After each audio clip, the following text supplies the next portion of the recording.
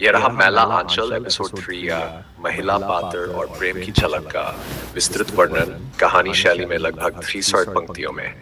यह एपिसोड 3 महिला पात्र और प्रेम की झलक। गांव अब धीरे धीरे बदल रहा था। डॉक्टर प्रशांत के प्रयासों का असर दिखने लगा था। अस्पताल में अब मरीजों की भीड़ बढ़ गई थी और बच्चे डॉक्टर अंकल कहकर उससे दोस्ती करने लगे थे। लेकिन गांव की हवा में एक और हलचल थी, राजनीति की, विचारों की और आकांक्षाओं की। इसी हलचल के बीच दो नए किरदार सामने आए, मटुकनाथ और बलराज। मटुकनाथ खुद को समाज सेवक कहने वाला आदमी, गांव की हर पंचायत में, हर बहस में सबसे आगे। बोलता खूब था, गांव का भला चाहिए, विकास चाहिए, लेकिन अंदर से छल कपट से भरा हुआ था। बलराज पढ़ा लिखा युवक, कॉलेज से लौटा हुआ, बोलता था आजादी, प्रगति और समानता की बातें, लेकिन असल में सत्ता की भूख से ग्रसित था। गांव में चुनाव की चर्चा शुरू हो गई थी और ये दोनों मैदान में थे। डॉक्टर प्रशांत इन सब बातों से थोड़ा दूर रहना चाहता था, लेकिन गांव की राजनीति अब चिकित्सा के दरवाजे तक पहुंच चुकी थी। अस्पताल के लिए मिलने वाले सामान पर भी अब मटुकनाथ की नजर थी। बलराज हर सभा में डॉक्टर को सफेदपोश सुधारक कहकर तंज करता। इन्हीं सब के बीच एक दिन कमली आई, पांव में चूड़ियां, आंखों में तेज और चाल में आत्मविश्वास। वह अपने छोटे भाई को लेकर अस्पताल आई थी और डॉक्टर ने पहली बार देखा ऐसी आंखें जिनमें सवाल भी थे और जवाब भी। कमली गांव की उस टोलिया की लड़की थी जिसे गांव के ठाकुरों ने काम करने वाली समझ रखा था।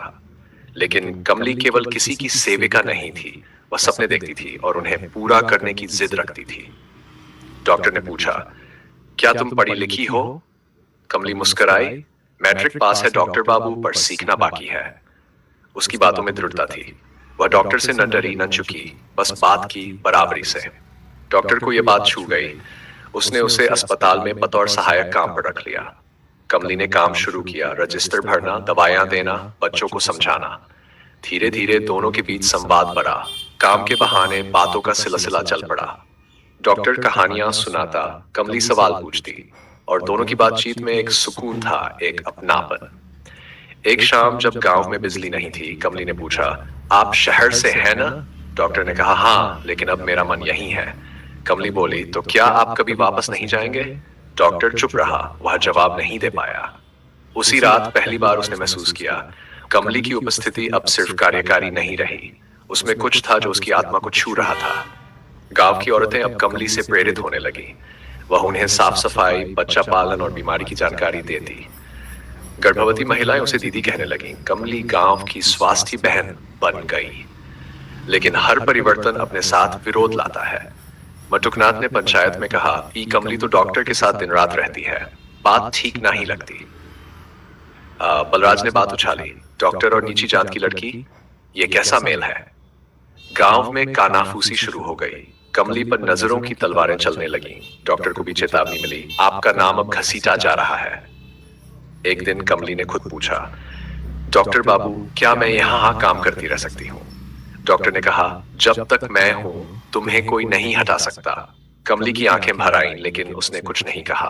डॉक्टर को समझ आने लगा था, वह केवल गांव में बदलाव नहीं ला रहा, बल्कि एक लड़की के जीवन में भी उम्मीद की लौ जगा रहा है। और ये जिम्मेदारी प्यार से कहीं ज्यादा गहरी थी।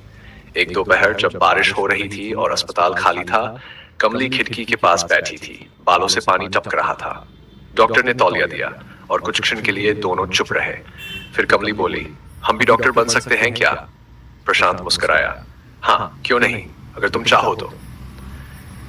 कमली ने पहली बार खुलकर हंस दिया। उस हंसी में कोई शर्म नहीं थी, बस विश्वास था। प्रेम जो शब्दों में नहीं पर स्पर्श और सम्मान में होता है। गांव वालों की बातें तेज होती रहीं, लेकिन डॉक्टर और कमली के बीच सिर्फ समझदारी गहराती रही। वह प्यार जो लिपिबद्ध नहीं था, पर हर दिन पनप रहा था। कमली अब सपने में नहीं, हकीकत में आगे बढ़ रही थी।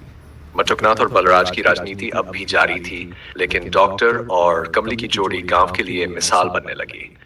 साथ साथ काम करने, लड़ने और बदलाव लाने का सपना पलने लगा।